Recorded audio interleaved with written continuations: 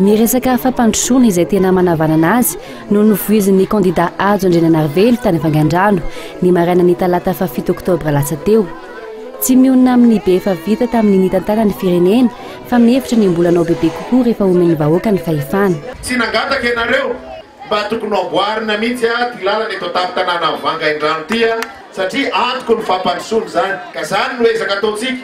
Fa merimerina matetika ary isan'ny fiandondra raha amin'ny fandaharana asany ny fijerena akaiky ny lafin'ny fampianarana. Isan'ny olona manana mampianajanaka ary manana olomanga eto amin'ny firenena raha ity faritra Atsimo Atsinanana ity.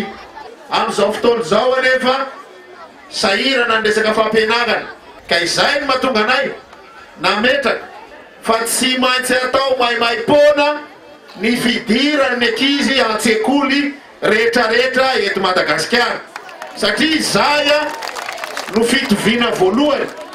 Tsy misy olona voaositra koa ka tsy maintsy hoe izy ihany no afaka hitantana an'ity firenena ity fa ny zanaka malagasy rehetrarehetra ary miporofonareo taty amin'ny faritra Atsimo Atsinanana dia manana ny anatra ho azy ary afaka miandraikitra adidy ambony ary adidy maro samihafa eto amin'ny firenena.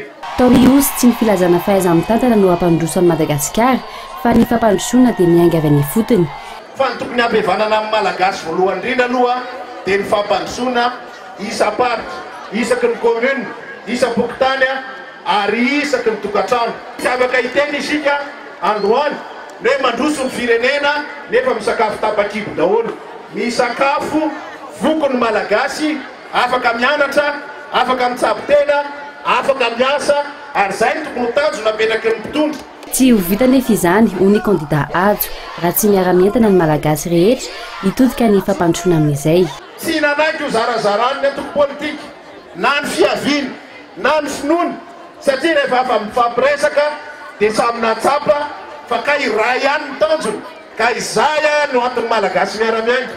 Ary raha mandroso ty firenena ity dia tokony isika menakavy zao no mahazo tombotsoa aminy.